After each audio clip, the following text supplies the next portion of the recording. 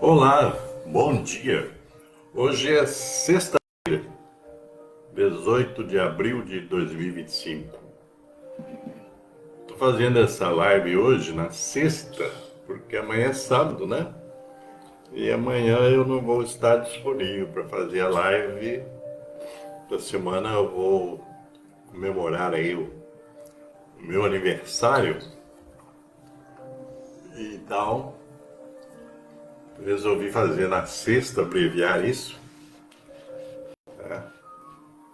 O interessante é esse tema que eu coloquei hoje, é um tema assim fragmentado e bastante vasto, na verdade. Eu já falei em outras lives algumas coisas a respeito disso tudo, do ego, do eu consciente, coisas assim. E hoje então eu vou passear por esses assuntos, né? E eu tenho comigo sempre quando eu vou entrar aí nesse período, né, de fazer aniversário, mudar de ano, etc., fazer uma breve reflexão a respeito da minha própria vida. Tá? Coisas que eu recomendei já para muitas pessoas fazerem essas análises, né? A gente sempre está mudando, a gente vai, cada aniversário a gente muda de ciclo. Né? Um ciclo menor que é de ano, né? Mas é, sempre é interessante refletir um pouco sobre a sua própria vida, sobre o que você já fez, o que você deixou de fazer, etc. Então, essa questão do ego, o ego eu até coloquei aí na descrição do próprio vídeo algumas visões, né, sobre o ego. O ego é algo bem controvertido, porque tem muita gente que, assim, muitos pensadores, estudiosos, que cada um tem a sua, digamos assim, cada abordagem, principalmente psicológica, tem uma visão sobre o tal do ego. Eu já tive várias visões do ego. E para mim, o ego, então, é uma entidade que cresce com a gente. Né? Às vezes inconsciente, às vezes no subconsciente e às vezes um pouco consciente.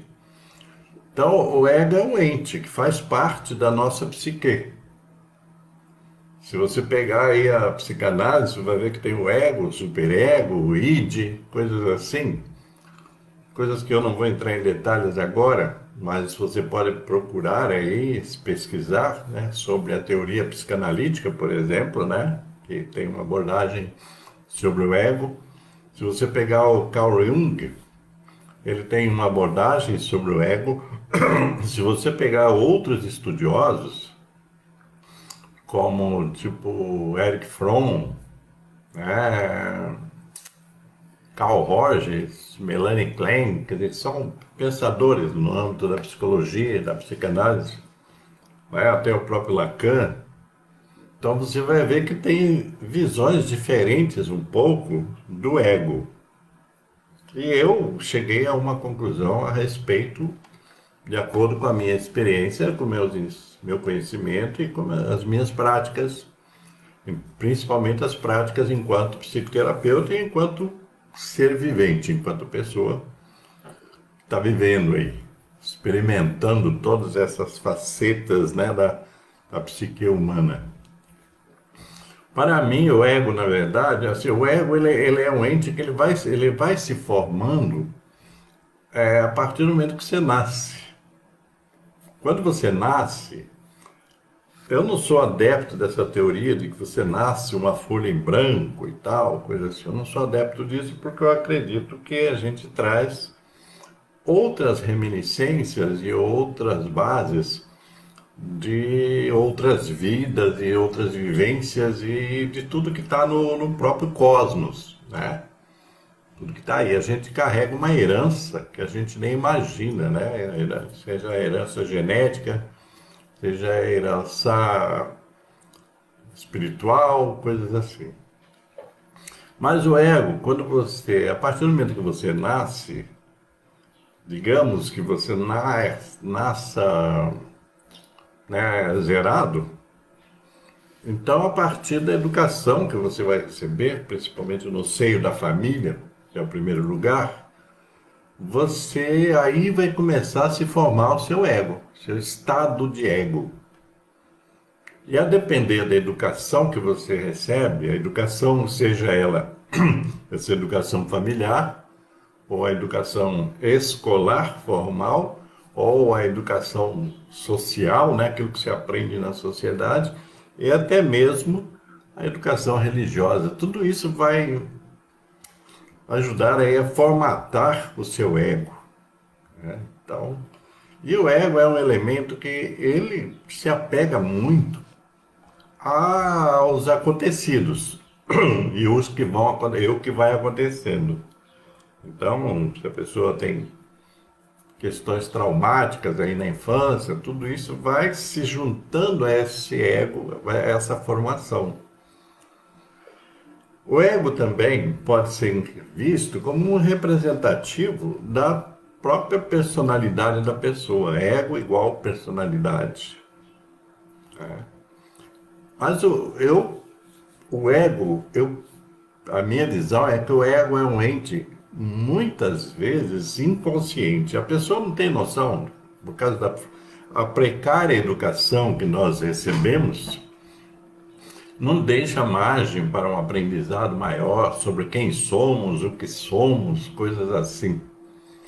Então a gente vai sendo moldado, o ego nosso vai sendo moldado por todos esses componentes, principalmente para essa educação toda que eu já falei. Setor familiar, escolar, religiosa, social. E aí que você vai se formando. E esse ego, ele é muito...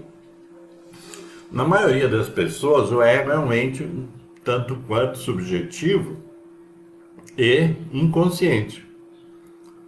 Porque é nele que estão impregnados, por exemplo, a questão dos desejos, das necessidades, né, dos instintos. E se nós nos deixarmos levar, veja bem, no primeiro momento, a impressão que se tem é que o ego é um elemento importante, e não deixa de ser, apesar de inconsciente, de todas essas coisas que eu falei. Mas, a maior parte das pessoas, o ego é um ente um tanto quanto inconsciente. Você age de acordo com o seu ego sem ter a noção do que está fazendo.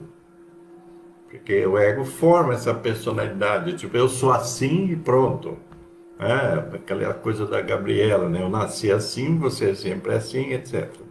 Então, temos tudo isso para enfrentar na vida. Só que nem todo mundo tem a informação, o conhecimento, a educação, para ir entendendo que ele precisa ser, o ser humano, ele precisa ser o condutor da sua própria vida. Ele não pode se deixar levar por instintos, por necessidades apenas, por coisas desse tipo. O ego, então, ele é um elemento a ser. O que eu costumo falar é que o ego é um elemento a ser diluído, certo? Ele não pode ser o principal ator da sua vida. Porque se você se deixar levar pelo ego, você vai cometer muita burrada na vida. Isso é verdade. E depois vai se assustar com o resultado, né? E daí vai dizer, nossa, onde eu estava com a cabeça quando eu fiz isso, quando eu pensei aquilo, quando eu cometi isso, quando eu disse aquilo, quando eu reagi de tal forma, coisas assim. Isso é o ego. É aquela entidade que está ali com você, baseada principalmente em instintos e desejos e necessidades, tá? E também baseada também em muita coisa ruim, que são os maus aprendizados, digamos assim. Porque a gente aprende muita coisa ruim, né? Se a gente observar a vida, a gente vai ver que a gente vai aprendendo muita coisa ruim, se não prestar atenção, se não ativar aí um outro ente, que é se você não ativa o seu eu, O eu consciente. O que é o eu consciente? É, é algo próprio seu. Você forma. Porque você tem que, todos nós deveríamos, né, ir aprendendo as coisas e passando por um crivo, por uma análise, tipo assim, isso é bom, isso não é bom, não é porque alguém disse para você que isso é bom, então, não, você vai compreendendo, através da sua racionalidade, você vai separando os joios dos trigos da sua vida. Essa é a questão. Eu sempre falo que a nossa educação é precaríssima, tá? A educação quase de todo mundo, praticamente, é precária. Nós não somos, por exemplo, ensinados a pensar. Né? Pensar objetivamente, pensar com racionalidade, pensar com razão, pensar de forma analítica. Nós não somos ensinados a isso. Nós vivemos muito mais uma parte que é própria do ego, que é essa parte reativa. Nós reagimos às coisas, as pessoas, os fenômenos, etc. Nós reagimos de acordo com esse ego, que não é, nem sempre é a melhor companhia nossa. Então a gente faz coisas do arco da velha, como dizia antigamente, tá? Quer dizer, comete asneiras e acha que está tudo bem. E não é assim. Então, o ego eu classifiquei já em terapia, por exemplo, eu classifiquei assim, o grande inimigo nosso, interno, é o ego. Se a gente não aprender a ter um controle sobre o ego, a diluí-lo, a diminuir a sua influência nas nossas decisões, nós vamos nos dar mal. Muita gente não faz essa análise, tá? Mas todos deveriam fazer. Porque muita coisa que nós escolhemos, que muitas atitudes, condutas, são baseadas no ego. Não tem nada a ver com conhecimento, com consciência, com racionalidade. A maior parte das nossas coisas são reativas. O ego, ele comanda isso. Então, tipo assim, alguém te dá um tapa, qual que é o esquema seu? Você tem que revidar o tapa. O ego diz, não pode deixar barato. Vai lá. Aí você vai lá e se dá mal. Né? Então, nós somos, o ser humano em si, ele é reativo. Até aqueles que são meio inativos, aqueles que aparentemente são dóceis, né, que são ali paradão e tal, eles são reativos. Em algum momento eles reagem. Muita gente caladona e tal, quando explode, comete loucuras. Por quê? Porque o ego, você vai acumulando, uma hora o ego diz assim, vai lá e mata um. E vai.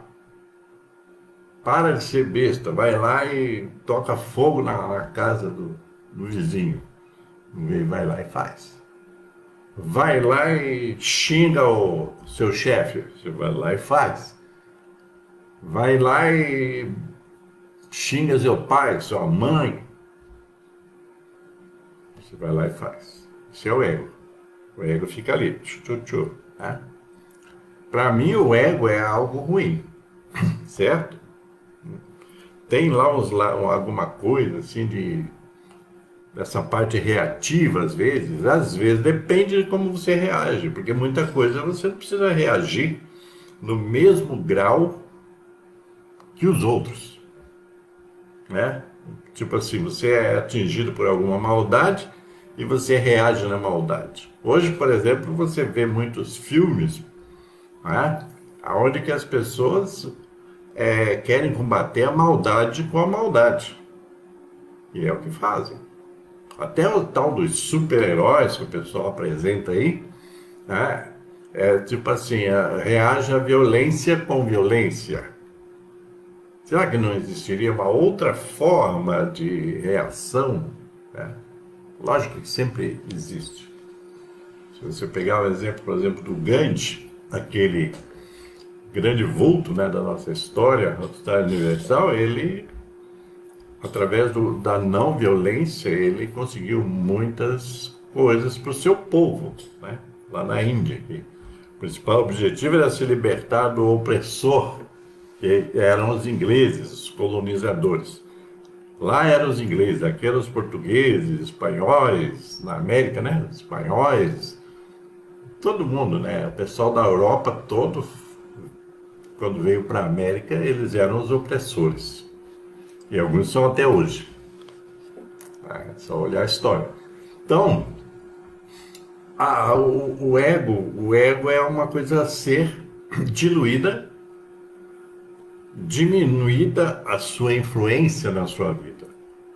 Se você tem um cérebro, que é um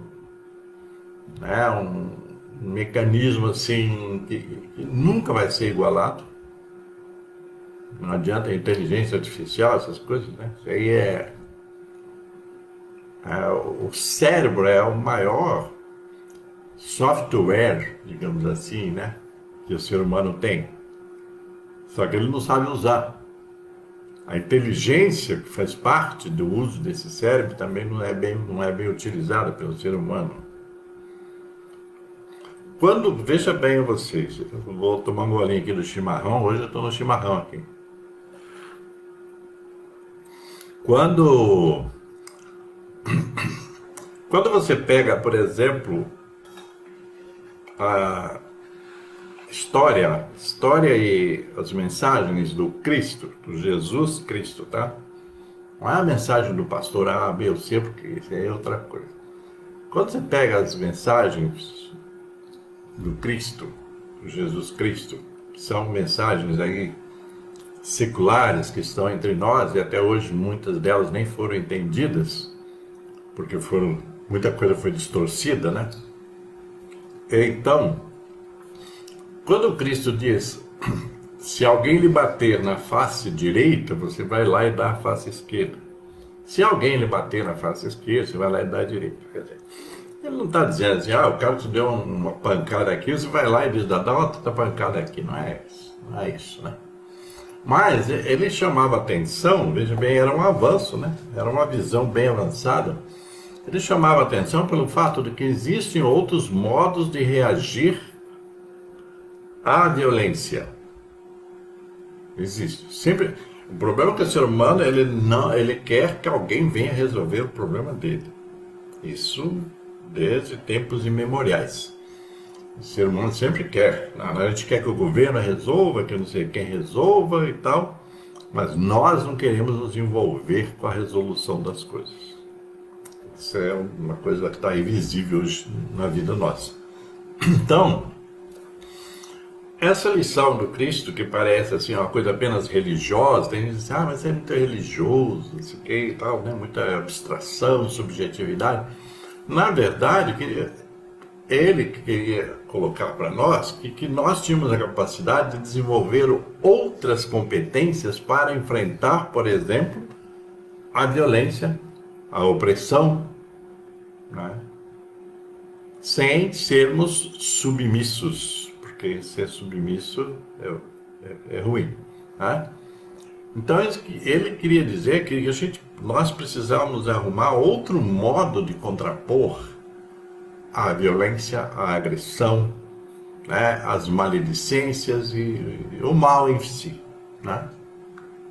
E está provado que realmente existem, entre outras formas de enfrentamento de violência, etc.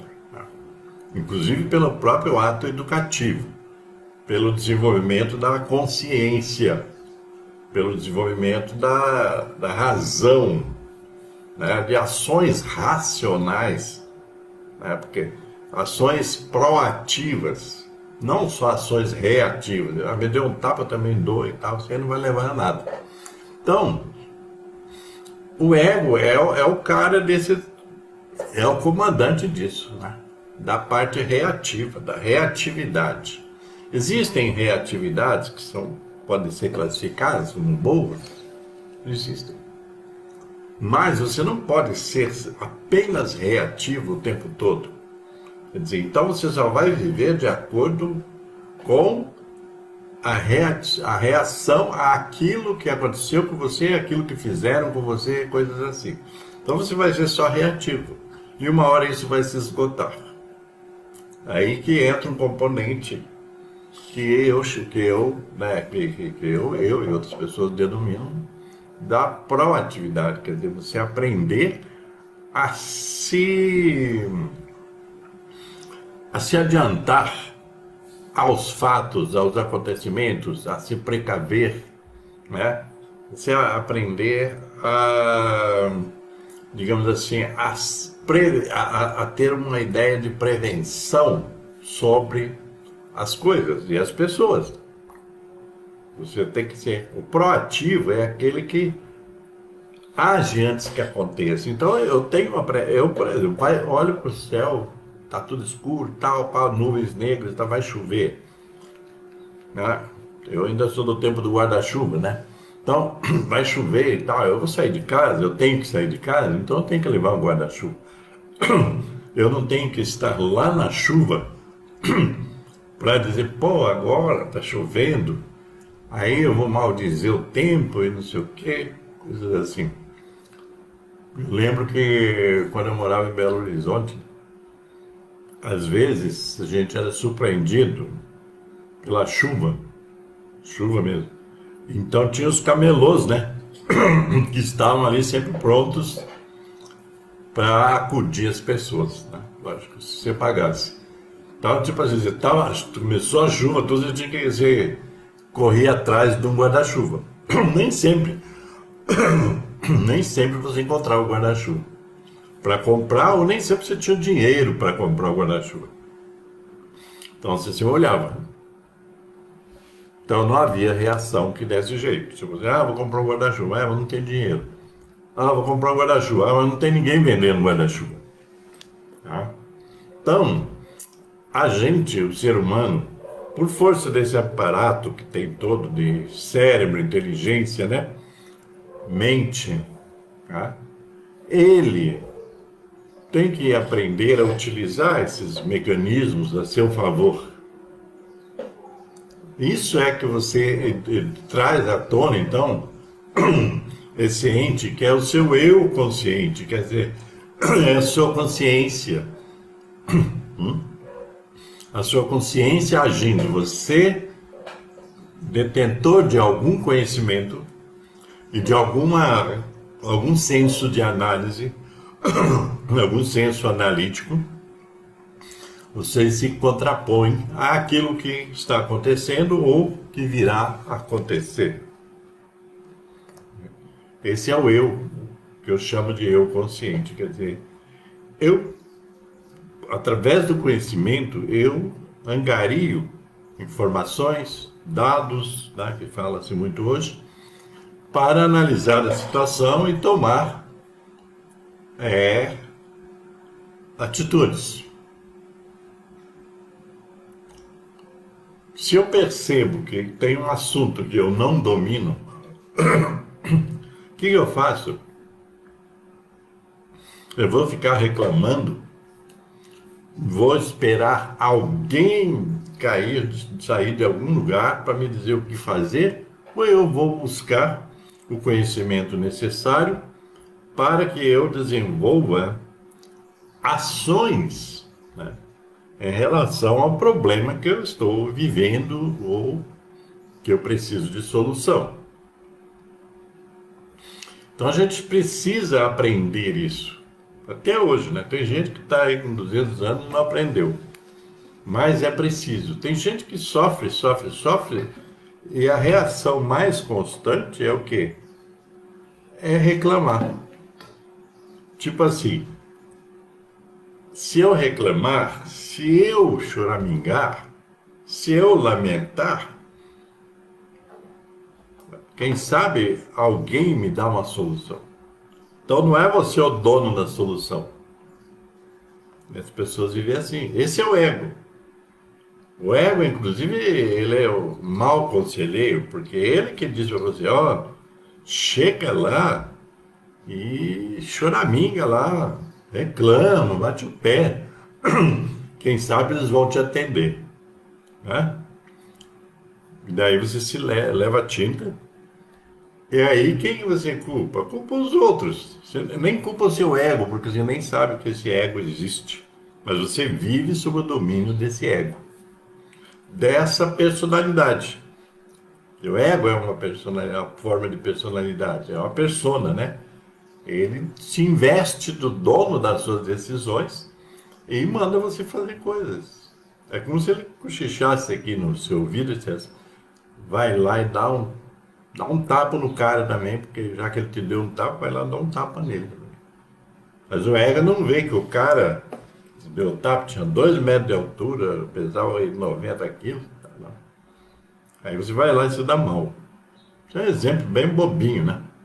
Mas é o que acontece. É aquela coisa de vai lá e fala isso. Vai lá e diz isso. Vai lá e faz isso. E você vai. E assim, isso acontece em muitas decisões que você tem que tomar, porque você não para pensar, para analisar. Esse pensar que eu falo é analisar. Você não para. E então, você abruptamente vai lá e toma qualquer decisão. E depois reclama de alguém, porque nunca você assume. O ego sempre coloca essa questão, né? A culpa não é sua. A culpa é dos outros. A culpa é do mundo, e do governo, etc. Né? Então, é preciso ter esse entendimento dessas figuras que estão colocadas na nossa psique, quer dizer, do nosso lado psicológico. Existem essas figuras. Isso aí está comprovado através de estudos e análises profundas sobre isso, né? De que nós vivemos muito a reboque do nosso ego. Então, o ego, gente, não é um bom conselheiro. Você tem que consultar o seu eu, aquilo que eu chamo aqui de eu consciente, o seu eu interior. Você tem que ter uma pausa para pensar, para analisar, para decidir qual a melhor ação que você deve tomar a cada momento na sua vida. Não é na vida dos outros. Porque tem gente que gosta de tomar decisão na vida dos outros, mas não toma nas suas. Né?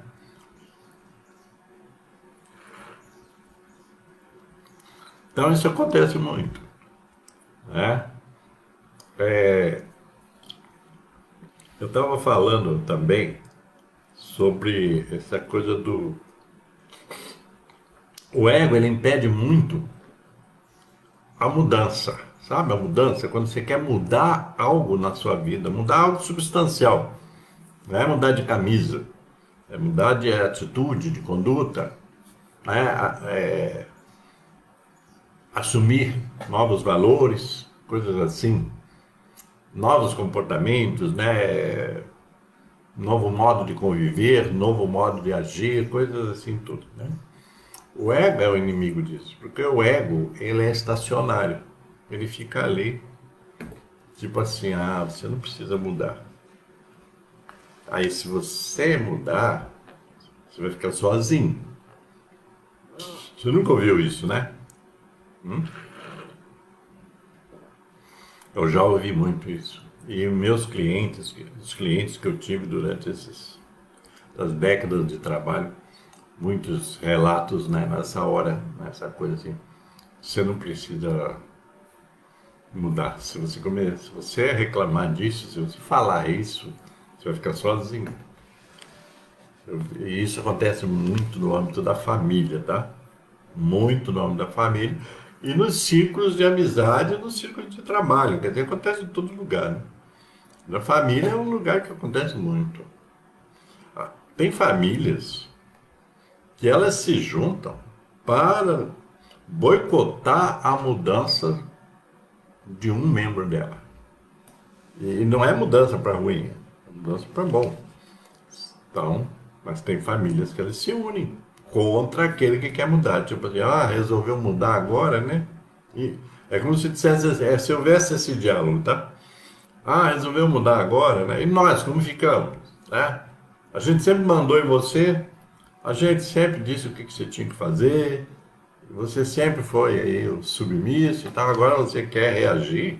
Não, não pode. Então eles boicotam o processo de mudança. E olha, isso acontece muito, tá? Inclusive, tem coisas assim horrorosas, tá? De mães de pais. Mas eu tô falando principalmente de mães, porque mãe é mãe, né? De mães que atrapalham a evolução do filho ou dos filhos, porque ela se sente confortável naquela posição de controle. Eu conheci várias histórias dessas, tá, gente? Uma, por exemplo, a mãe controlava todo mundo, acho que eram mais ou menos uns 5 filhos. A mãe controlava a vida de todo mundo. O que vai fazer, o que vai estudar, onde vai trabalhar, tal, tal, tal. Até dar ruim. Aí começou a dar ruim para um, daqui a pouco começou a dar ruim para outro, daqui a pouco começou a dar ruim para outro, daqui a pouco começou a dar ruim para outro. Nessa família eu tive vários irmãos, né, que vieram à terapia. Veio um, depois outro, né? Entendeu? E o grande problema era a mãe controladora. A mãe controladora. A mãe, ela, tipo assim,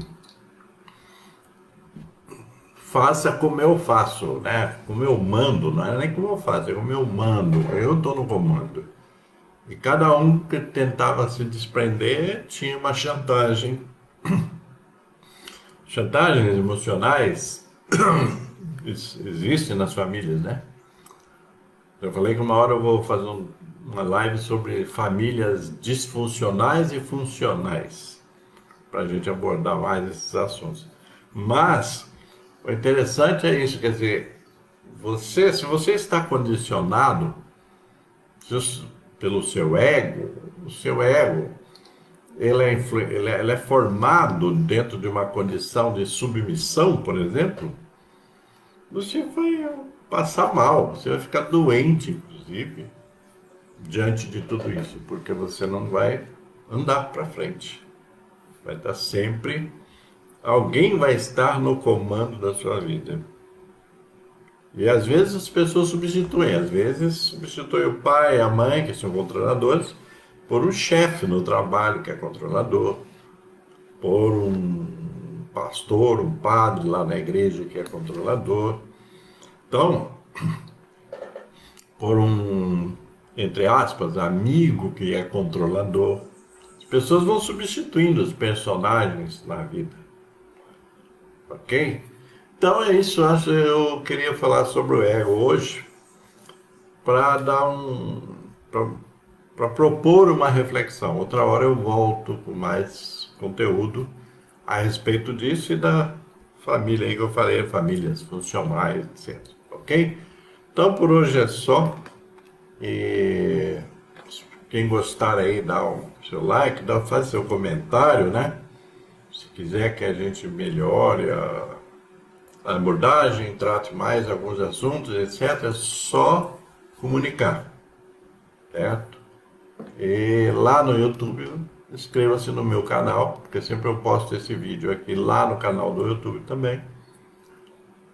Né? Você pode se inscrever no meu canal, que toda semana eu faço no mínimo uma live. Esse é o meu compromisso com o universo, não é com o YouTube, tá? Porque a minha vibe aqui é apenas compartilhar reflexões que possam vir a, né, contribuir para a evolução das pessoas, ok? Então é isso aí, paz e luz para todos vocês e até a próxima semana. Cuide-se bem por aí.